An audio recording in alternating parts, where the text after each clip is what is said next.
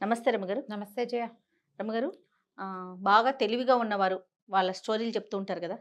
తెలివి తక్కువగా ఉన్నవారి స్టోరీలు భలే హ్మ్. ఫన్నీగా గూడా ఉంటాయి కదా! అలాంటిది ఇదివరకు ఏదైనా చెప్పాం. ఒక కథ చెప్పండండి. ఇదివరకు కొన్ని చెప్పుకున్నాం కదా మనం. ఓ ఊళ్ళో పానకాలని ఒక ఆయన ఉండేవాడు. ఆయన అనుకోండి, ఒక కుర్రాడు అనుకో. హుహు. వాడు ఏదో కొంచెం సుమారుగా ఉండేవాడు. అంత తెలివైన వాడు కాదు. ఒట్టు వెరుబాగులాడా అనేవాళ్ళు వాళ్ళ ఊళ్ళో. ఆ ఊళ్ళో ఏం పని దొరికేది కాదు. సరే ఏమనుకున్నాడు, కొంచెం దూరంగా ఓ రంగాపురం అనే ఊరుంది. ఆ ఊరు పోదామని బయలుదేరాడు. అక్కడ ఏమైనా పని దొరుకుతుంది అని. నడుచుకుంటూ పోయాడు. అప్పుడేముంది పల్లెటూళ్ళలో ఇవే కదా! అవును. నడిచాడు, నడిచాడు, నడిచాడు, నడిచాడు. సరే ఆ ఊళ్ళోకి ప్రవేశిస్తూనే కొంచెం ఒక 10 అడుగులు ముందుకెళ్ళంగానే ఇళ్ళు మొదలైపోయినాయి. ఊర్లలో గమనించండి. ఊళ్ళోకెళ్ళగానే మనకేమి ఇళ్ళు, వాకిళ్ళు కనపడవు.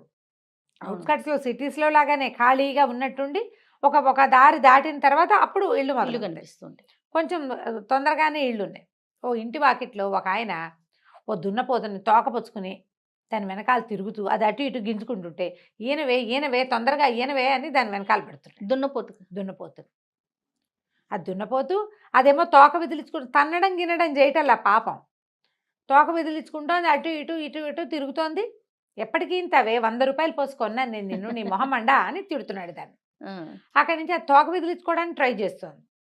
ఇది చూస్తున్నాడు. వీడికి చూస్తూ చూస్తూ ఇవాళ కాకపోతే రేపు ఇంతుంది ఏమిటి అని చూస్తున్నాడు. వీడి తెలివితేటలవి. ఆ! అక్కడి నుంచి ఏం చేశాడు, "ఛీ! నీతోటి ఇట్లా కాదు. నిన్న నిన్న రాత్రే నువ్వు పిల్లని పెడతావని చెప్పాడు నిన్ను నమ్మినవాడు.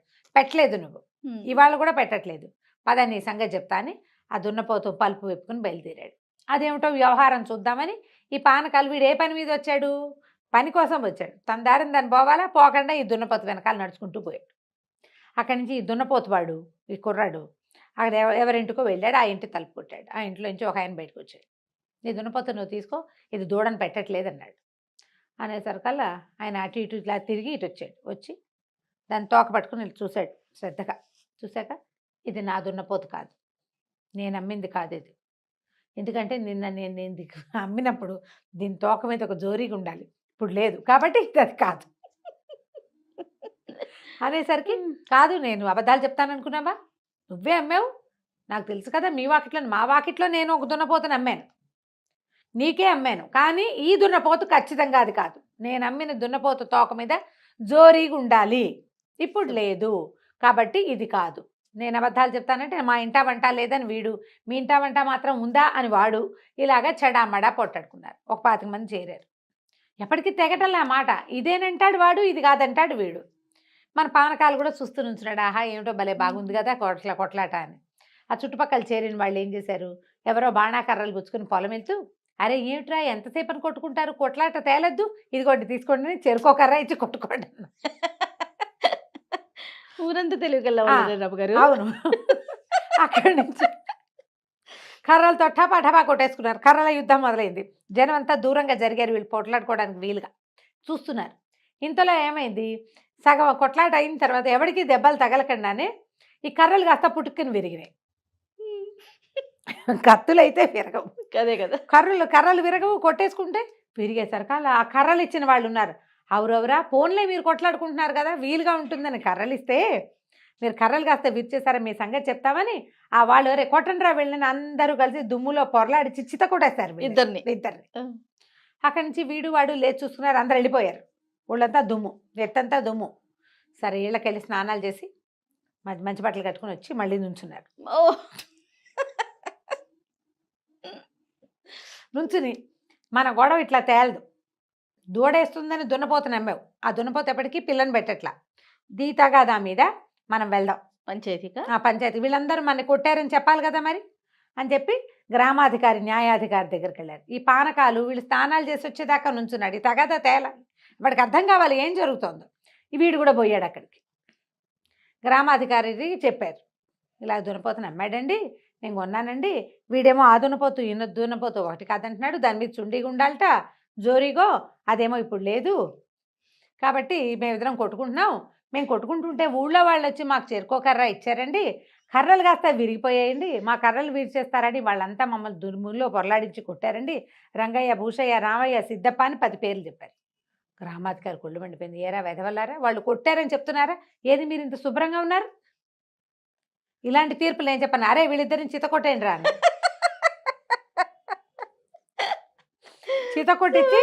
చిత కొట్టిన తర్వాత దుమ్ములో పొరలాడిచ్చి నుంచోబెట్టారు. మరి సీక్వెన్స్ కరెక్ట్ గా ఉండాలి కదా. సీన్ రీకన్స్ట్రక్షన్ చెయ్యొద్దు. రీకన్స్ట్రక్షన్ తర్వాత దుమ్ము నెత్తి మీద వీపు మీద యథాప్రకారంగా దెబ్బలు. స్నానం చేశాక కొంచెం రిలాక్స్ అయ్యారు, మళ్ళీ పడ్డాయి దెబ్బలు. నుంచినాక ఇప్పుడు చెప్పండి మీ సంగతి ఏంటో. ఇప్పుడు కరెక్ట్గా సీక్వెన్స్ కరెక్ట్ కాదు, వీళ్ళిద్దరు మొహాలు చూసుకున్నారు. ఇప్పుడు ఒట్టిగా తన్నులు తిన్నావు. దున్నపోత సంగతి చెప్తే ఇంకెన్ని తన్నులు తినాల్సి వస్తుందో తీర్పు కోసం. వద్దులే వెళ్ళిపోదాం అనుకున్నారు, సైకిల్ చేసుకున్నారు. సరేలే ఏం చేస్తామని ఎవరి దారిని వాళ్ళు బయలుదేరారు. మన పానకాలు కూడా వాళ్ళ వెనకాల బయలుదేరి ఆ మొదట దున్నపోతుని కొనుక్కున్నవాడు ఉన్నాడు కదా, వాడిని అన్నాడు, ఎందుకన్నా ఇంత గొడవ, దూడని ఇవాళ వేయింది రేపు వేయదు, 2 రోజులాగా అదే పెడుతుంది దూడని. దున్నపోత అనగా ఏముంది, దూడని పెట్టక అదేం చేస్తుంది, రేపో ఎల్లుండో పెడుతుందిలే, అనవసరంగా ఇంత గొడవ చేసుకుని దెబ్బలు తిన్నావు నువ్వు వృధాగా అన్నాడు. అనేసరికల్లా వాడు సంతోషించాడు. చాలా మంచివాడివిరా, నువ్వు నాకు మంచి ఐడియా చెప్పావు, ముందే చెప్పుంటే అసలు ఈ కొట్లాటకు వెళ్ళకపోయేవాడిని, ఇంకో 2 రోజులు చూసేవాడిని, దానికి ఏమైనా పని కావాలంటే నేను చూపిస్తానని ఈ మహా తెలివైన పానకాలను కూడా పెంపడించుకుని తీసుకుపోయాడు. ఆ ఊళ్ళో వాడికి తప్పకుండా పని దొరుకుతుంది, అంతే కదా, అందరూ మహా తెలివైన వాళ్ళు కదా. బాగుంది. తెలివిగల్ల వాళ్ళ కథలు. ఇప్పుడు ఏంటంటే అవతల వాళ్ళని ఫూల్స్ని చేయటం కష్టం, అందరూ ఫూల్సే అయితే ఏముంది. ఇలా ముల్లా నసరుద్దీన్ కథ కూడా ఒకటి ఇలాంటిది ఉంటుంది. ఆయనకి గాడిదలు ఉన్నాయట నసరుద్దీన్కి. పక్కింట్లో వాళ్ళు ఎవరో ఒక ఆయన మన ఇంట్లో ఏదైనా 2-3 బళ్ళు ఉన్నాయి అనుకో, పక్క వాళ్ళకి అవసరం వస్తే మీ బండి తాళాలు ఇవ్వండి అని అడగరు. అవును. కంచర్ గాడిదలు 2-3 ఏమో బయటికి పంపించేశాడు, వాళ్ళ అబ్బాయి వాళ్ళు వేసుకెళ్ళిపోయారు. ఒక్క గాడిదను పక్కింటి ఆయన వచ్చి, ముల్లా గారు నేను బయటకు వెళ్ళాలి, మీ గాడిదని కొంచెం అరివిస్తారన్నాడు. లేదు మా ఇంట్లో మా గాడిద అన్నాడు. ఇలా 2-3 సార్లు మాట్లాడుతుంటే అందరూ మాట్లాడుతున్నారు, గడ్డి ఏమైనా తెచ్చారని ఆ పక్కన సందులో కట్టేసిన కంచర్ గాడిద ఓనర్ పెట్టంగానే ఆయన అడిగట, అదేంటండి మీరు గాడిద లేదన్నారు, మీ గాడిద అరుస్తుందంటే నువ్వు ముల్లాని నమ్ముతావా గాడిదని నమ్ముతావా అని అడిగట ఆయన. ఎవరిని నమ్ముతావు, అదే కదా. అప్పుడు ఆయన ఇంకేం అనలేకపోయాడు, ఆయన తెలియదు వెళ్ళిపోయాడు. ఇలాగే ఉంటాయి కథలు తెలివి తక్కువ వాళ్ళకి. చాలా బాగుంది. ఎక్కడో చెప్పండి రమ్మగారు, వెళ్ళొద్దాం ఒకసారి. మన కూడా అలా చేసేస్తారు వాళ్ళు. ఏదైనా మంచి కథ ఒకటి చెప్పండి రమ్మగారు. బ్రహ్మరాక్షసుడి కథ చెప్తా. మంచి కథే, కానీ మీరు చెప్పే మీ రాక్షసులు అందరూ బాగుంటారులేండి. మా రాక్షసులు మంచివాళ్ళు. అవును. చందమామల బ్రహ్మరాక్షసుల కథలన్నీ బాగుంటాయి. అవును రమ్మగారు, క్రూరంగా ఉండవు. మీ రాక్షసులు అందరూ మంచి వాళ్ళు అండి. అలాగనే కొంచెమే కేకలేస్తారు, ఎక్కువ అంతే. పూర్వం అట ఒక ఊళ్ళో ఒక భాగ్యవంతుడు ఒక ఆయన ఉండేవాడు. ఆయనకి ఎన్ని వేల ఎకరాల పొలాలో ఉన్నాయి. కానీ భాగ్యవంతుడికి ఒక పిసినారితనం ఉంది. పని వాళ్ళకి డబ్బులు ఇవ్వడం ఇష్టం ఉండదు ఆయనకి. పాలేళ్ళకి డబ్బులు ఇవ్వాలంటే ప్రాణం పోతుంది. పొలాలు ఉన్నాయి, మరి పొలం వ్యవసాయం చేయాలంటే కూలీలను పెట్టద్దు, మరి దున్నాలి, దమ్ము చేయాలి, నాట్లు వేయాలి, ఆ తర్వాత ఏదో మందో గిందో చల్లాలి, మరి తర్వాత ఇవి తీయాలి, ఏమంటారు కలుపు తీయాలి, ఆ తర్వాత ఎన్ని పనులు, నీళ్లు పెట్టాలి, నీళ్ళు ఆపాలి, తర్వాత కొయ్యాలి, తర్వాత కట్టేతలు, తర్వాత నూర్పిళ్ళు, చిరగటాలు గిరగటాలు, ఎన్ని పనులు. మొత్తం ఈ ప్రోగ్రాం అంతా మనుషులతోటే నడుస్తుంది. వ్యవసాయం ఒక చేతిలో మన ఇంట్లో మనం ఓమని మనీ ప్లాంట్కి నీళ్ళు పోసుకోవడం కాదు కదా, బోళ్ళంత పని ఉంటుంది. ఈ పనులన్నిటికీ డబ్బులు ఇవ్వడానికి ప్రాణం ఒప్పేది కాదు ఆయనకి. ఏదో ఒకళ్ళో ఇద్దరో పని వాళ్ళు ఉండేవాళ్ళు, వాళ్ళే ఎలాగోలాగా చేసేవాళ్ళు, ఇంత అయ్యేది కాదు. అయితే ఎకరాలకు ఎకరాలు బీడు పట్టిపోయి ఉండేది ఆయనకి, పనివాళ్ళు లేక. వాళ్ళ ఆవిడ చాలా తెలివిగలది, కానీ ఈయన్ని లొంగదీయలేక ఆవిడ ఊరుకునేది. అయితే ఏమైంది, ఆయన చాలా దుఃఖంగా ఉండేది. ఆయనకి పొలాలన్నీ బీడు పట్టిపోతున్నాయి, ఏవి పంటలు లేకుండా పోతున్నాయి, డబ్బులున్నాయి, ఇంకా ఆయన దగ్గర క్యాష్ కూడా బోల్డంత ఉంది, పొలాలు కూడా ఉంటే బాగుంటుంది అంతే. అయితే ఏమైంది, ఓసారి చాలా చింతాక్రాంతుడుగా కూర్చుని ఉన్నాడు ఆ పొలం దగ్గర. ఓ సన్యాసి ఆ దారైపోతూ, ఏమినైనా అలా బాధపడుతున్నావు ఏమిటి అని అడిగాడు. ఈ ఉచితంగా వస్తాయిగా బావిలో నుంచి మంచినీళ్ళు తీసి ఆ సన్యాసికి కాసిన మంచినీళ్ళు తాగడం పోయించి చెట్టుకి ఏదో కాయ అంటే ఒక కాయ కోసి చేతిలో పెట్టి కూర్చోబెట్టాడు. నాకు చాలా సమస్యగా ఉందండి, పని వాళ్ళని పెట్టుకోలేకపోతున్నాను నేను, మరి సులువుగా పని అయిపోయే ఉపాయం ఏమో కనిపించట్లేదు, దాంతో చాలా కష్టపడుతున్నానంటే ఆ సన్యాసి మంచినీళ్ళు ఇచ్చాడు, మామిడికాయ కోసి ఇచ్చాడని ఓ మంత్రం చెప్పాడు. ఈ మంత్రం చదువు, ఒకడు వస్తాడు, వాడితో నీకు కావలసిన పని చేయించుకో, ఏ పని చెప్పినా చేస్తాడు, అని చెప్పి ఆ మంత్రము ఉపదేశం చేశాడు. ఈయన బాగానే ఉంది. తెల్లవారి ఇంట్లో కూర్చుని మంత్రం పునశ్చరణ చేశాడు. ఇన్ని వేలు చెయ్యాలని ఉంది లెక్క. ఆ అన్ని వేలు అయ్యాక ఢామ్ అని పెద్ద శబ్దం అయ్యి పెద్ద బ్రహ్మాండంగా ఉన్నటువంటి భీకరాకారుడు ఒకడొచ్చి ప్రత్యక్షమయ్యాడు. ఏం కావాలో చెప్పు, పని చేయాలి నాకన్నా, నువ్వేం పని చెప్తే ఆ పని చేస్తా. అయితే మనకు అదంతా మన పొలమే, ఆ పొలం అంతా దున్నాలన్నాడు. సరే అన్నాడు. ఈయన ఏమనుకున్నాడు, కాస్తిమితంగా కూర్చుని మజ్జిగ తాగుదాం అనుకున్నాడు. ఆయన పీటేసి కూర్చుని ఏమే మజ్జిగతే అనే లోపల బ్రహ్మరాక్షసుడు వచ్చేసాడు. వాళ్ళ ఆవిడ ఇంకా మజ్జిగ చిలుకుతుంది, చిన్న గ్లాసులో పోస్తుంది. వచ్చేసి దున్నేసా అన్నాడు. ఏమిటి అప్పుడే దున్నేసా బాంట? దున్నేసాను, కావాలంటే చూసుకో. మేడెక్కారు. పైనుంచి చూస్తే పొలం అంతా దున్నేసి జాలుగా కనపడుతుంది. 1000 ఎకరాలు 1000 ఎకరాలు దున్నేశాడు.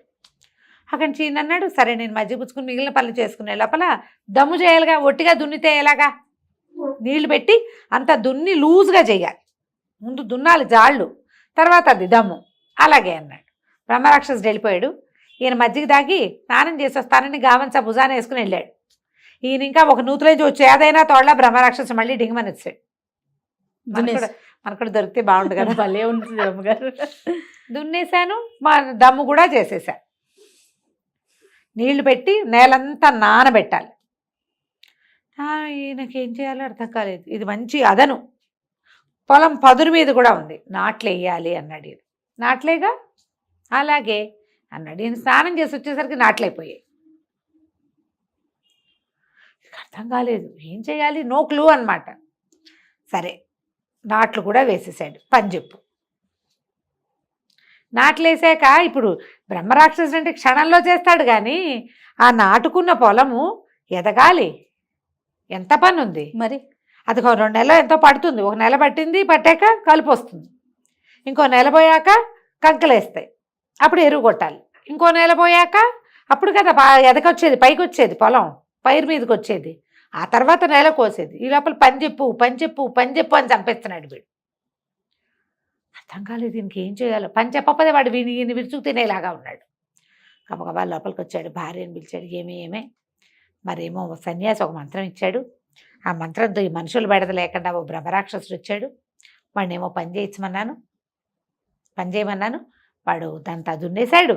తర్వాత ఏమో దమ్ము చేసేసాడు, నాట్లన్నీ వేసాడు. మొత్తం పొలంలో గ్యాప్ లేకుండా మొత్తం 1000 ఎకరాల పొలాలు నాట్లు పడిపోయినాయి. పంట పైకి రావాలి. వీడేమో పని చెప్పమంటున్నాడు, ఏం చేయని అన్నాడు. ఆవిడ మధ్య చిలుకుంటుంది లోపల. వాడు నా దగ్గరికి పంపించండి.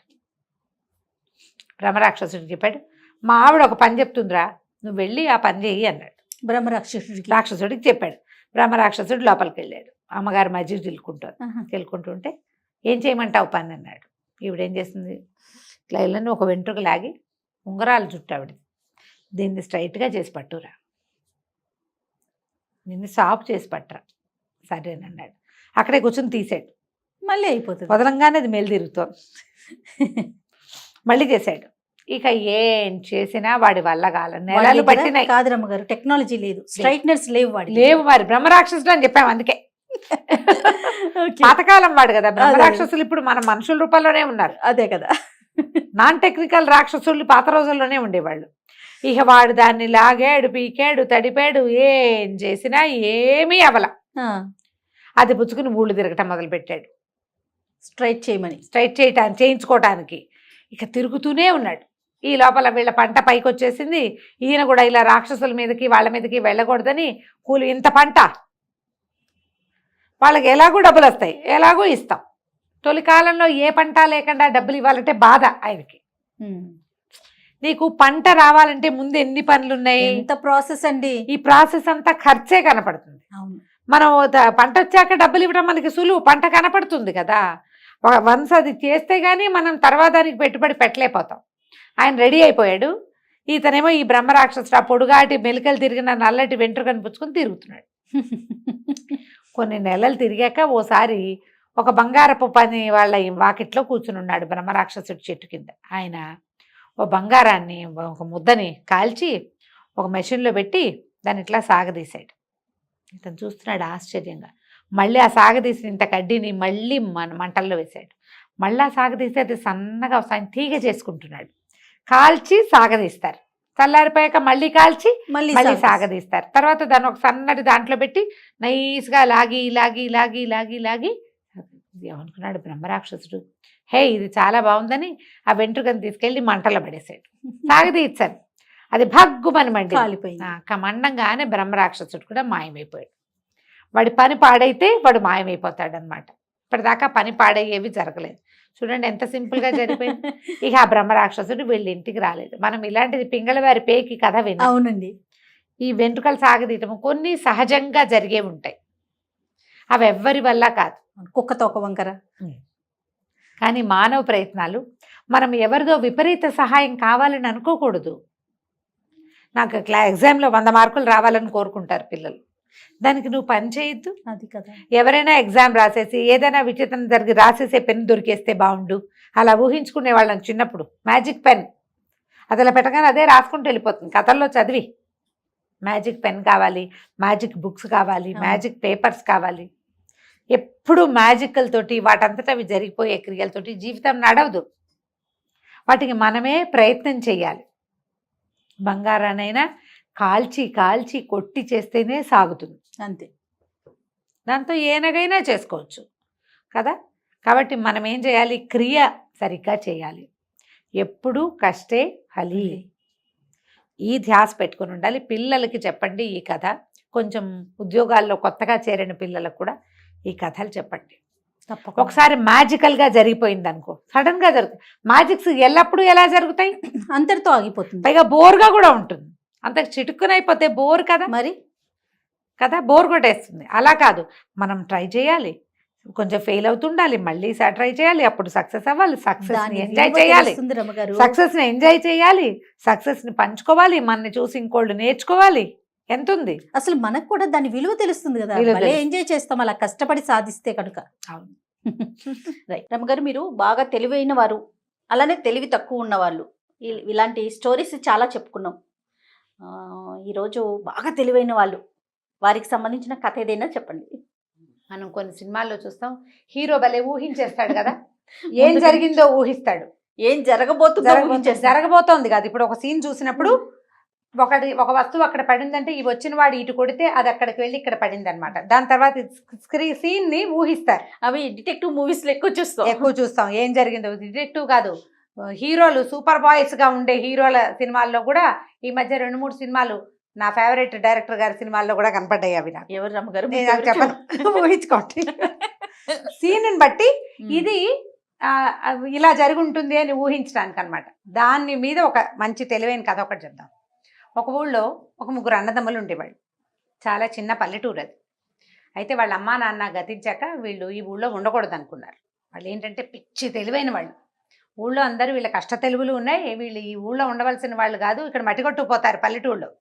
సిటీలకి పట్టణాలకు వెళ్తే ఈ తెలివితేటలకి రాణింపు వస్తుందని అంటూ ఉండేవాళ్ళు. వీళ్ళు ఏమనుకున్నారంటే అమ్మా నాన్న ఎలాగా లేరు, పెళ్లి పేరెంటం అవ్వలేదు, ఏ పట్టణానికో వెళ్ళి మన తెలివితేటలకు తగిన ఉద్యోగాలు సంపాదించుకుని అక్కడ వివాహం చేసుకుని పిల్లలకి సెటిల్ అవ్వచ్చని భావించారు. ఏదో కొద్దిగా 10 పరకా ఉన్నవి సొమ్ము చేసుకుని మెల్లిగా 3 పట్టణం దారి పెట్టారు. అప్పుడు బళ్ళు గిళ్ళు తక్కువ, డబ్బులు ఉన్నవాళ్ళు, సొంత బళ్ళు ఉన్నవాళ్ళు, వీళ్ళకి అలాంటివి ఏం లేవు, సామాన్యమైన కుటుంబం. సరే ఏమనుకున్నారంటే అప్పటికి 2 కాళ్ళ బండే కదా. ఈ మధ్య మొన్న దాకా ఒక 50-70 ఏళ్ల క్రితం, 100 ఏళ్ల క్రితం దాకా చాలామంది కాలినడకనే తిరిగేవాళ్ళు. ఒంటెద్దు బళ్ళు ఉండేవి, ఏదో 2 ఎడ్ల బళ్ళు ఉండేవి. రైలు అవి వచ్చినా రైల్వే స్టేషన్ ఎక్కడో, ఇదెక్కడో అదెక్కడో. అవును, మామూలు ఊళ్ళల్లో ప్రయాణాలు ఇలాగే నడిచేవి నడకలతోటి. సరే వీళ్ళు 3 ఓ దారిని పోతున్నారు. ఇవి వెళ్తూ ఉంటే అడవి దారిలో ఒక ఆయన కనపడ్డాడు, కొంచెం పెద్ద మనిషి, చక్కగా బట్టలు అవి ఖరీదైన బట్టలు. ఆయన హైరాన్గా నడుస్తూ, బాబు గుర్రం ఎక్కడైనా కనపడిందా అన్నారు. పెద్దవాడు అన్నాడు ఈ దారినే వెళ్ళింది అన్నాడు. రెండోవాడు అన్నాడు దాని కుడికన్ను గుడ్డిది కదండి అని అడిగాడు. ఆయన అవునవును ఈ దారే వెళ్ళింది బాబు, తప్పిపోయింది, దాని కన్ను గుడ్డిది, కుడి కన్ను కనపడదు దానికి. సరే మూడోవాడు అన్నాడు దాని మీద ఓ పిల్లాడు ఉన్నాడు కదండి అన్నాడు. ఈయన అవును బాబు పిల్లాడు ఉన్నాడు, మా పిల్లాడే, ఎక్కడ చూసారో చెప్పండి అన్నాడు. మేము చూడలేదండి అన్నారు 3. అదేమిటి మీరు ఇన్ని గుర్తులు చెప్పారు, చూడకపోవటం ఏంటంటే మా తెలివితోటి చెప్పామండి అన్నారు. అనగానే ఆయన గుండు మండిపోయింది. తెలివితోటి గుర్రం ఈ దారే వెళ్ళిందని, అది దానికి ఒక కన్ను గుడ్డిదని, దాని మీద ఓ పిల్లాడు ఉన్నాడని ఎలా చెప్పారు? ప్రశ్న బాగుంది కదా. మీరే నా గుర్రాన్ని దాచేశారు, నా పిల్లాడిని ఏదో చేశారు, ఇచ్చేయండి నా గుర్రాన్ని నా పిల్లాడిని అని. వీళ్ళు మా తెలీదు, మేము చూడలేదు, తెలివితేటలతోటే చెప్పాం, ఎలా? అక్కడి నుంచి పదండి రాజుగారి దగ్గరికి వెళ్దాం, పట్నం రాజుగారి బిల్డింగ్ దగ్గరలోనే ఉంది అని చెప్పేసి అరిచి కేకలు పెట్టాడు. వాళ్ళు ఎవరో ఇద్దరు ముగ్గురు వెనకాల పరిగెత్తుకొచ్చారు. అందరూ కలిసి ఈ ముగ్గురు కుర్రాళ్ళని రాజుగారి దగ్గర, ఆ జమీందారు గారి దగ్గరికి లాక్కుపోయారు. పెద్ద దివాణం అది, 4 పక్కల తలుపులున్నాయి. ఈ ముగ్గురిని లోపల తీసుకెళ్లారు. ఆయన వచ్చిన ఆయనేమో ఏడుస్తూ, అయ్యా నా గుర్రం మీద నా పిల్లాడు ఎక్కువ ఉన్నాడండి, గుర్రం కాస్త పరుగు తీసేసిందండి, వీళ్ళు కనపడ్డారు, వాళ్ళేమో ఈ గుర్రం ఈ దారినే పోయిందంటారు, పిల్లాడు ఉన్నాడు కదా అంటాడు, దాని కన్ను గుడ్డిది కదా అంటాడు, గుర్రాన్ని ముట్టుకోకుండా చూడకుండా దాని కన్ను గుడ్డిదని ఎట్లా తెలుస్తుందండి? గుర్రం దగ్గరికి వెళ్తే కదా దాని గుడ్డిగాని తెలిసేది, అలవాటైన వాడికి తెలుస్తుంది, కొత్త వాడికి దాని కన్ను గుడ్డిదని ఎలా తెలుస్తుంది? వీళ్ళు ఏదో గుర్రాన్ని చేసి నా పిల్లాన్ని మాయం చేసి ఇట్లా చేస్తున్నారని ఆయన లబోదిబోమని గోలు పెట్టాడు. గోలు పెట్టేసరికి ఈయన ఏమయ్యో చూస్తుంటే మంచి వాళ్ళే ఉన్నారు, చెప్పండి సమాధానం ఎలా చెప్పారు మీరు? మేము చూడలేదని వీళ్ళు ఒత్తుకుంటారు. అంటే మా తెలివితేటలతో చెప్పామండి అన్నాడు. ఏం తెలివోయ్, అదేం తెలివి, ఇలాంటి విషయాలు ఎలా తెలుస్తాయి తెలివితోటి అనేసరికలు ఎందుకు తెలియదండి, గుర్రం కాలు గుర్తులు కనపడుతున్నాయి అంటే అది ఈ దారినే వెళ్ళినట్టు ఒకటి అయిందా. తర్వాత కుడివైపు ఉన్న ఆకులన్నీ ఎడమవైపు ఉన్న ఆకులన్నీ మేసున్నట్టున్నాయి, కుడివైపు చూడలేదు కాబట్టి అది కుడివైపున ఉన్న ఏ గడ్డి అది కొమ్మలు అవి పీకలేదు. ఆ దారిలో గుర్రం వెళ్ళిన దారిలో అదేం చేసింది, ఎడమవైపుకి మొహం తిప్పి అందిన ఆకులు అలమలన్నీ పీక్కుని తింది. మేకలు గుర్రాలు గొర్రెలు అవి తింటే మేక మేసినట్టు గుర్రం మేసినట్టు తెలుస్తుంది. అవగాహన, కొంచెం దృష్టి దాని మీద పెడితే, ఫోకస్డ్గా చూస్తే. గుర్రం నవిలింది ఆకులు, ఇప్పుడు మేక అనుకో భూమికి జానడి ఇంతే ఉంటుంది, గుర్రం ఎత్తుగా ఉంటుంది కదా, ఎత్తుగా ఉన్న వైపు ఆకులు ఎడం వైపు అన్నీ మేసినట్టు దానికి అందిన కొమ్మ అందినట్టు లాక్కుంటూ పోయింది. నవ్వులుకుంటూ తింటాయి కదా గుర్రాలు, కాబట్టి ఒకటి. అక్కడి నుంచి పిల్లాడు ఉన్నాడంటే ఈ పక్కనున్న నది దగ్గర గుర్రం గిట్టలు చిన్న పిల్లాడి పాదాల గుర్తులు కనపడుతుంది. పిల్లాడో పిల్లో, మగ పిల్లాడని ఊహించాం. గుర్రాల మీద ఆడపిల్లలు ఉండరు కదా, మగ పిల్లలు ఎక్కుతారు, ఇలా మేము ఊహించామండి. అంతేగాని మేము ఆ గుర్రాన్ని చూడలేదు, దాని మీద పిల్లాడిని చూడలేదు. నది ఒడ్డున మేము మంచినీళ్ళు తాగడానికి వెళ్ళినప్పుడు కనపడ్డాయి, ఒక గుర్రం కాలు గుర్తులు ఉన్నాయి, పిల్లాడి కాలు గుర్తులు ఉన్నాయి. వాళ్ళిద్దరూ ఆ నదిలో నీళ్లు తాగుంటారు. చెరువు దగ్గర, నది కాదు అది చెరువు, చెరువుకి ఎట్లా ఉంటుంది, సినిమాటిక్గా ఉండవు చెరువులు, నీళ్ళు లోపలికి ఉంటే వీళ్ళు గట్టి దిగి అక్కడ 4 అడుగులు నడవాలి, అడుగులు గుర్తులు పడతాయి. ఇంకెవరు అక్కడికి రాకపోతే గుర్తులు అలాగే ఉంటాయి. అడవుల్లో తెగ తిరిగేస్తారు ఆ జనం, తక్కువ ఉంటారు కదా, కాలు గుర్తులు కనపడతాయి. గుర్రం పక్కనే కుర్రాడు కాళ్ళు ఉన్నాయంటే ఖచ్చితంగా వాళ్ళిద్దరూ కలిసి వచ్చారు, మంచినీళ్ళు తాగారు, వెనక్కి ఎక్కారు. మళ్ళీ వాడు గుర్రం ఎక్కాడు, గుర్రం వెళ్ళిపోయింది. దాని కుడికన్ను గుడ్డిది, అందుకని ఎడం వైపువే మేసున్నాయి. ఈ దారినే కాలు బిట్టలు కనపడతాయి, ఇంకేవి రాలా వెహికల్స్. అప్పుడు అసలు బళ్ళు సైకిళ్ళు అవి కూడా లేవు కదా, గుర్రాలు అవి నడిస్తే తెలుస్తాయి. పులువి పగ్మార్క్స్ అవి కూడా అడవుల్లో అలాగే గుర్తుపడతారు. ట్రాఫిక్ లేని చోట క్లియర్గా తెలిసిపోతుంది అనేసరికి రాజుగారు ఆలోచించాడు. రాజు, ఓహో ఇదేదో తెలివిగానే ఉంది, మ్యాటర్ బాగానే ఉంది, అయితే మీరు ఏదైనా తెలివితో చెప్పగలరా అన్నాడు. అది చెప్పగలమండి, ప్రయత్నం చేస్తాం అనేసరికి సరే ఒక లోపల పక్కన ఉన్న సైనికుడికి చెవిలో ఒకటి చెప్పాడు రాజుగారు. సరే ఒక వాకిలి నుంచి 4 పక్కల తలుపులు ఉన్నాయి కదా దివాణానికి, ఒక సైనికుడు ఒక అట్టపెట్టెతోటి ఒక వస్తువు పట్టుకొచ్చాడు. అందులో ఏమున్నాయో మీ తెలివితోటి చెప్పండి అంటే పెద్దవాడు అన్నాడు, అది కొంచెం తేలికైన వస్తువు అండి అన్నాడు. ఎలా తెలుస్తుంది? మోసేదాన్ని బట్టి, మన అబ్జర్వేషన్కి తెలిసిపోతుందా? అక్కడి నుంచి రెండోవాడు అన్నాడు, అవేవో గుండ్రటివండి. మూడోవాడు చెప్పాడు, మామిడికాయలు అయి ఉంటాయి. ఓపెన్ చేసి చూశారు, ఇంత అట్టపెట్టెలో ఒక 1/2 డజన్ మామిడికాయలు ఉన్నాయి. ఓకే. రాజు ఆశ్చర్యపోయాడు, ఎలా తెలిసిందే అని. ఏముందండి అబ్జర్వేషను, బరువుగా ఉంటే అని మోసేవాడు, వాడు ఇలా పుచ్చుకొస్తున్నాడంటే అది బరువు లేదన్నమాట. ఒకటి. అక్కడి నుంచి తెస్తూ ఉంటే వస్తువు కదిలి డరడరని శబ్దం వస్తుంది, గుండ్రటివి కాబట్టి కదులుతాయి. బల్లపరుపుగా ఉండే వస్తువు అయితే కదలదు, గుండ్రటిది కదా దొర్లే, అంతే దొర్లేని శబ్దం వినపడుతోంది కాబట్టి చెవులు కన్ను పనిచేస్తున్నాయి వాళ్ళకి బాగా ఫోకస్డ్గా. గుండ్రటివి. వాడు తూర్పు వైపు వాకిట్లో నుంచి వచ్చాడు. తూర్పున పెద్ద మామిడి తోపు ఉంది, మామిడికాయల కాలం, వాసన తెలుస్తుంది, అది వాసన తెలుస్తుంది. మామిడికాయ ఫ్రెష్గా తుంపంగానే ఒక 1/2 డజన్ మామిడికాయ తుంపితే దాని సొనవాసన వస్తుంది. అవును, ముట్టుకోకుండా దాన్ని ఓపెన్ చేయకుండా అందులో ఏముందో చెప్పగలిగారు వీళ్ళు. రాజు ఆశ్చర్యపోయాడు, ఇదేం ప్రజ్ఞ. మరి ఇప్పుడు ఆ పిల్లాడు గుర్రం మీద ఉన్నాడు, అతను ఎట్లాగో ఈ పిల్లాడు అన్నాడు, ఈ పాటికి ఇల్లు చేరిపోయి ఉంటారండి. గుర్రము పరిగెత్తల, హ్యాపీగా నడుస్తోంది, దాని కాళ్ళు దూరంగా పడలేదు, కొంచెం దగ్గరగానే పడ్డాయి. పిల్లాడికి ఇల్లు దారి తెలుసు. వాడు చెరులోకి తీసుకెళ్ళి దీనికి గుర్రానికి నీళ్లు పెట్టాడంటే గుర్రానికి ఇల్లుదారి తెలుసు, కుర్రాడికి ఇల్లుదారి తెలుసు. కాసేపు తిరిగి పెద్దవాళ్ళు వద్దంటారని వాళ్ళకి అంతకన్నా పరిగెత్తాడు. అది నిదానంగా నడుస్తూ ఈ వాటికి ఇంటికి వెళ్ళిపోయి ఉంటుంది అన్నారు. ఇంతలో ఇంటి దగ్గర నుంచి ఒక పాలేరు పరిగెత్తుకొచ్చాడు. అయ్యగారు గుర్రం మీద చిన్నబాబు వచ్చేసాడండి అని. సభలో ఉన్న వాళ్ళంతా ఆశ్చర్యపోయారు. ఊరి వీళ్ళ తెలివి ఎలా ఇంత తెలివిగా ఎలా చెప్పారంటే ఇందులో తెలివి ఉందా, అబ్జర్వేషన్ ఉందా? అబ్జర్వేషన్ ఉంది. పూర్తిగా అదే. సందర్భాన్ని అబ్జర్వ్ చేసి ఇది అయి ఉంటుంది అని ఊహించగలగటమే తెలివి. అంతే. అస్సలు కంటితో చూడకుండా తెలివిగా ఎలా చేసేస్తారు ఎవరైనాను? కంటితో చూసి అక్కడున్న పరిస్థితులను బేరీజ్ వేసి ఇది అయ్యి ఉండొచ్చు అని చెప్పగలిగేది ఒక రకమైన డిటెక్టివ్ల స్ఫూర్తి, వాళ్ళదే ఆ ఐడియాస్. సో ఈ రాజుగారు వీళ్ళని చాలా ఆశ్చర్యపోయి ఈ ముగ్గురిని తన దివాణాల్లోనే మంచి పనిలో కుదుర్చుకున్నారు. ఏ పెద్ద మంచి తాలూకు కొడుకుని చూసామని చెప్పారు. ఆయనకున్న ఒక పిల్లని ఈ ముగ్గురు అన్నదమ్ముల్లో ఒకడికి ఇచ్చి పెళ్లి చేశాడు కూడా తర్వాత కాలంలో. వీళ్ళు చక్కగా ఉద్యోగాలు సంపాదించుకుని చాలా బాగా ఆ ఊళ్ళోనే ఉంటూ తమ పల్లెటూరికి మంచి పేరు తెచ్చారు. ఆ ఊరు నీళ్లు తాగితే ఇలా తెలివితేటలు వస్తాయని చెప్పుకునే వాళ్ళట. ఏ ఊరు రమ్మగారు? ఏమో తెలివిగల ఊరు ఏదో. అంతే. అది మీ ఊరైనా కావచ్చు, మా ఊరైనా కావచ్చు. అంతే. తెలివితేటలు ముఖ్యం. అదే కదా. బాగుంది, చాలా బాగుందండి. మంచి తెలివి కథ. రమ్మగారు మంచి కథతో స్టార్ట్ చేద్దాం. ఒక వ్యాపారస్తుడి దగ్గర ఒక ఎద్దు, ఒక గాడిద ఉన్నాయి. ఎద్దు గాడిద ఉన్నాయి. అయితే ఎద్దుతోటి పని చేయించేవాళ్ళు, గాడిదతోటి కూడా బరువులు అవి మోయించేవాళ్ళు. అది వాకిట్లో ఉండేది. ఒకనాడు ఎద్దు గాడిద మాట్లాడుకుంటున్నాయి. ఇందులో ఒక లొసుగే ఉందంటే ఈ వ్యాపారస్తుడికి జంతువుల భాష తెలుసు. బట్టతల ఇప్పుడు సమస్యే కాదు, ఎటువంటి నొప్పి లేకుండా శ్రీరూప్ కాస్మెటిక్ క్లినిక్ లో హెయిర్ ట్రాన్స్ప్లాంటేషన్. వినపడిందంటే అతనికి అర్థమైపోతుంది. అవి ఏం చెప్తున్నాయో ఏమనుకుంటున్నాయో ఆయనకు తెలుసు. ఒకనాటి సాయంకాలము అతను వాకిట్లో పడుకుని ఉండగా ఎద్దు గాడిద మాట్లాడుకుంటున్నాయి.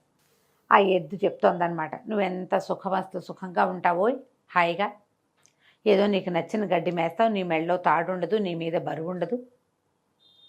బరువు వేసినప్పుడు వేస్తారు, లేనప్పుడు లేదు. నువ్వు ఎంత నిదానంగా నడిచినా నీ కథ నడిచిపోతుంది. గాడిద నిదానంగానే నడుస్తుంది, పరిగెత్తదు గుర్రంలాగా, గాలపింగ్ అవి ఉండవు దానికి. అటా పోతూ ఉంటుంది. ఏదైనా ప్రయాణాలప్పుడు నిన్ను వాడతారు, లేకపోతే నువ్వు ఇష్టారాజ్యంగా తిరుగుతావు, స్వేచ్ఛ విహారివి నువ్వు. నా బతుక్కి స్వేచ్ఛ లేదు, పాడు లేదు. ఈ కట్టువైకేసి కట్టేస్తారు. తెల్లవారేసరికి నా మెడ మీద కాడి పడిపోతుంది. ఇక దున్నో అని దున్నిస్తారు. మెళ్ళు పుళ్ళు పడిపోతున్నాయి. ఏదైనా ప్రయాణం అనగానే బండి కట్టేస్తారు. బండి కాడి మోసి ఈ కాడి మోస్తే ఏది నాగలి మోస్తే ఏమో ఒక బరువు, మట్టి దున్ను బరువు అంతా, మట్టి దున్ను ప్రెషర్ అంతా నా మీదే కదా. అక్కడి నుంచి ఒంటెత్తి బండి, మా బండి ఉందిరా అని ప్రతి వాళ్ళని పిలిచి బండి ఎక్కిస్తారు. ఆహారమా అంతంత మాత్రం. నా దారి నేను పోయి రుచికరమైన గడ్డి మేయటానికి వీలుండదు, ఎండుగడ్డి వేస్తారు. పొలంలో అంతా పచ్చగా కనపడుతుంది, ఎక్కడ తలొంచి గడ్డి మేయటానికి అవకాశం ఏముంటుంది? దానికి అవకాశం లేదు. నా జీవితం ఇట్టా అయిపోయిందని ఎద్దు చాలా దుఃఖంతో పరిపరి విధాలుగా వాపోయింది.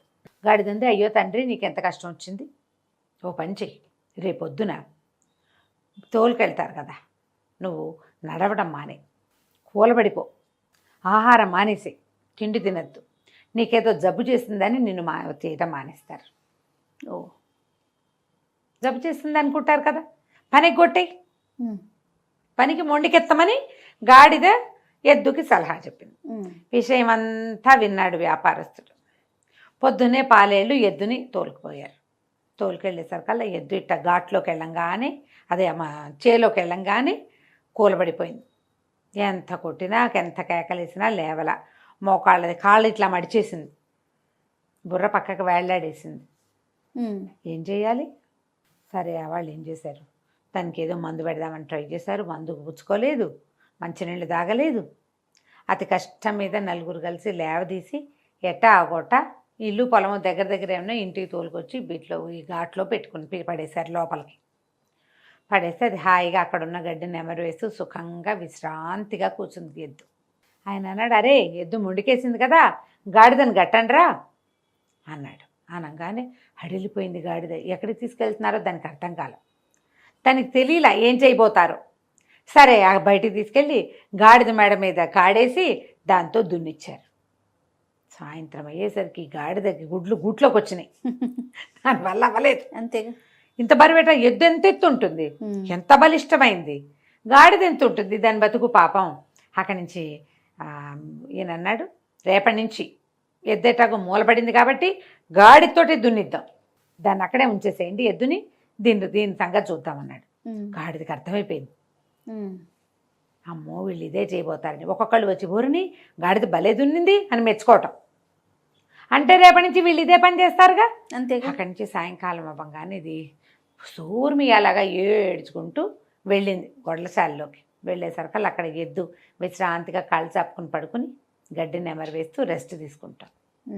ఎంతో బాగుంది తండ్రి ఇవాళ నా జీవితం, ఎంత హాయిగా ఉందో, రేపు కూడా ఇట్టాగే పని మానేసి రెస్ట్ తీసుకుంటాను, ఎంతో బాగుంది నాకు అనగానే గాడిద అనుకుంది, ఓరు నాయన రేపొద్దున ఇది కూడా ఇది రెస్ట్ తీసుకుంటే రేపు మళ్ళీ నాకు పడిపోతుంది, ఇవాళ చచ్చాను రేపు మళ్ళీ దొరికిపోతానని ఏమంది వెంటనే గబగబా ఆలోచించేసుకుంది. తన మీదకి వస్తే ప్రతివాడు ఇదే చేస్తాడు కదా. అంతేగా. ఏమందంటే అది కాదోయ్ నువ్వు మూలపడ్డావు కదా, మన వ్యాపారం ఏమనుకుంటున్నాడో తెలుసా, ఎద్దు ఎట్టాగో అయిపోయింది కదా, దీన్ని వీడికి కసాయివాడికి అమ్మేస్తామంటున్నారు, రేపొద్దున నీ తోలొలిచి దాంతో ఆయన చెప్పులు కుట్టించుకుంటాట, మరి మేము మాంసమేమో వాళ్ళు ఎవరికో విందు చేస్తాట, నీ ఇష్టం మరి అనగానే ఎద్దు భయం వేసి, అమ్మ బాబోయ్ రేపు తప్పేస్తే రెస్ట్ సంగతి సరే, ఇవాళ ఒకరోజు రెస్ట్ తీసుకున్నాం కదా అని, సరే అమ్మో రేపు నేను వెళ్ళిపోతానంది. ఆ గుమ్మం బయటే నుంచున్న వ్యాపారస్తుడు పక్కపక్క నవ్వాడు, నవ్వుకుంటూ సరిపోయింది కదా. ఆయన ఒక అడుగు అటు వేసేసరికల్లా వంటింటి గుమ్మంలో నిలబడి ఇట్లా నడుమి చెయ్యి వేసుకుని చూస్తోంది వాళ్ళ ఆవిడ. ఎవరున్నారు అక్కడ అని అడిగింది. ఎవరు లేరే అన్నాడు. మరి ఎవరితోటి ఇకెక్కలాడుతూ మాట్లాడుతున్నావు నువ్వు అని అడిగింది. ఊరికే నవ్వానే అన్నాడు. ఊరికే నవ్వటం ఏంటి, ఒట్టిగా ఎవరైనా నవ్వుతారా? నువ్వు ఎవరితో మాట్లాడావో చెప్పు. ఎవరితో మాట్లాడలా, ఏదో గుర్తొచ్చి నవ్వాను అన్నాడు. ఏం గుర్తొచ్చిందో చెప్పు. తప్పులేదు. ఇక మొదలు, ఎందుకు నవ్వావు, అంత పకాలమని నవ్వు ఎందుకు వచ్చింది, ఏం గుర్తొచ్చింది, ఎవరితో సరసలాపాలాడితే అది జ్ఞాపకం వచ్చిందో చెప్పు. ఏమీ లేదంటాడు. ఆవిడ ఒప్పుకోదు. అక్కడి నుంచి ఆవిడ ఏం చేసింది, ఈయన ఈ జంతువుల భాష ఆయనకు తెలుస్తుంది, ఆ రహస్యం ఎవరికైనా చెప్తే ఆయన తల పగిలి చచ్చిపోతాడు, ఆయన ఆ విద్యకున్న శాపం అది. గొడ్డును ఇది గాడిద మాట్లాడుకుంటున్నాయి, దాని రోగం కుదిర్చాను అని చెప్పాడు అనుకో పెళ్ళానికి, అయినవుటు చెప్పలేడు. ఎందుకు నవ్వావో చెప్పమంటుంది. ఏ విషయం గుర్తొచ్చిందో చెప్పడానికి ఏమీ విషయం లేదు. మసిపూసి మారేడుకాయ చేద్దామంటే ఆవిడ కాస్త ఆలోచించాలా, ఆవిడ మొహంచి కళ్ళు తిప్పట్ల ఇలాగే చూస్తాను. ఏం చేయాలో తెలియలే. సరే చెప్తానన్నాడు. ఇక ఆవిడ ఏమంది, నేను ఇంట్లో నుంచి వెళ్ళిపోతా, పుట్టింటికి వెళ్ళిపోతాను, లేదా ఉరిపోసుకు చచ్చిపోతాను, నువ్వు చెప్పాలి నిజం, నువ్వు ఎందుకు నవ్వావో చెప్పు, ఎందుకు చెయ్యిపోయావో చెప్ప. ఇప్పుడు ఎవరికో చెయ్యిపోయావు, వాళ్ళు ఎవరో వెళ్ళిపోయారు, ఇంట్లో వాళ్ళని అడిగారు, ఎవరికి చెయ్యిపోయామంటే ఊరికే చెయ్యిపోయా అంటే నమ్ముతారా? ఎందుకు నవ్వావని భార్యలో భర్తలో ఎవరో ఒకళ్ళని ఎప్పుడో ఒకప్పుడు అడిగే ఉంటారు కదా. అంతే. ఏం గుర్తొచ్చి నవ్వావు, అదే సమాధానం చెప్పాలిగా. అక్కడి నుంచి ఇక ఏమనుకున్నాడు, చావడానికి రెడీ అయిపోయాడు. చెప్పేయాలి, ఇంకా ఈ రహస్యం చెప్పేయాలి. కాకపోతే దాని టైం చెప్పేస్తే పుసుకొని చచ్చిపోతే ఈ ఇల్లు వాకిలి వీలునామా ఇవన్నీ ఏట. అక్కడి నుంచి ఏం చేశాడు, గబగబా వీలునామా రెడీ చేశాడు. చుట్టాలు పక్కాలు అందరినీ ఒకసారి కంటితో చూద్దామని అందరినీ రమ్మన్నాడు. కూతుళ్ళు కొడుకులు, ఒకళ్ళిద్దరు మనవలు, వియ్యంకుళ్ళు, బావమరుదులు, 2-3 మరదళ్ళు, 2 బొదినగారులు, మొత్తం గుంపంతా చేరారు వీళ్ళింటో. చేరాక ఏమైంది, ఇంతలో వాళ్ళ ఇంట్లో ఓ కుక్క కోడి కూడా ఉన్నాయి. ఆ కుక్క అదే పనిగా ఆయన కేసు చూస్తూ పాపం చచ్చిపోవడానికి సిద్ధపడ్డాడు మహారాజు అనుకుంటూ దీంట్లోకి చూసింది, మన కోళ్ళ దీంట్లోకి. కోళ్ళ గూడు ఉంటుంది కదా, ఒక పెద్ద గూడులో ఒక పెద్ద పుంజు, 50 పెట్టెలు ఉన్నాయట. కోడి పుంజు ఒకదాని మించి ఒకదాని మీదకి దాటుతూ ఆడుకుంటుంది వాటితోటి, పెట్టెలతోటి. ఈ కుక్క అడిగిందట, ఏమై పుంజు మన ఆసామేమో మనని పోషించేవాడేమో పెళ్ళానికి సమాధానం చెప్పలేక చావడానికి సిద్ధపడ్డాడు, నువ్వేమిటయ్యా అంటే చక్కగా 50 మంది పెట్టల్ని భలే మెయింటైన్ చేసినావో, ఆయన ఒక్క పెళ్ళాన్ని మెయింటైన్ చేయలేకపోతున్నాడు, ఒక భార్యకి సమాధానం చెప్పలేక చావడానికి సిద్ధపడ్డాడు. నువ్వు ఒక్కడివి, ఒక్క పుంజుంది, 50 పెట్టెలుంటే ఇన్ని పెట్టెలతోటి సరసలాపాలు భలే బాగా ఆడుతున్నావు నువ్వు, ఏమిటో నీ రహస్యం అంటే. ఏముంది రహస్యం, ఎవరి మెథడ్స్ వాళ్ళకు ఉంటాయి, ఎందు పుంజు. సరే నీ మెథడ్ నీకుందనుకో, నీ రహస్యం నా చెప్పకు. మన యజమాని ఏం చేయాలంటే, ఏం చేయాలంటే లోపల తీసుకెళ్ళి విరగబాదేయాలి పెళ్ళాన్ని. ఇంకోసారి ఇలాంటి ప్రశ్నలు అడిగామంటే చంపేస్తానంటే సరిపోతుంది. అది అక్కడే నిలబడి ఉన్న యజమాని మొత్తం విన్నాడు. అర్థమైంది ఆయనకి. కుక్క కోడి మాట్లాడుకుంటున్నాయి, ఈయన వినపడుతున్నాయి కదా. సరే ఆ వచ్చిన చుట్టాలందరినీ పలహారాలు చేయండి అని, ఏమే ఇలారా అని చెప్పి ఆవిడ లోపల తీసుకెళ్ళి వాళ్ళ వాకిట్లో తుంగ ఉందట, తుంగగడ్డి, అది ఇట్లా దీనిలాగా చెరువుల్లో మొలుస్తుంది. 2 పోసలు లాక్కెళ్ళి లోపల తీసుకెళ్ళి చితబాదేశాడు పెళ్ళాను. నేను ఎందుకు అయినా నవ్వుతా, నువ్వు నన్ను అడగడానికి వీల్లేదు, చచ్చినా చెప్పండి.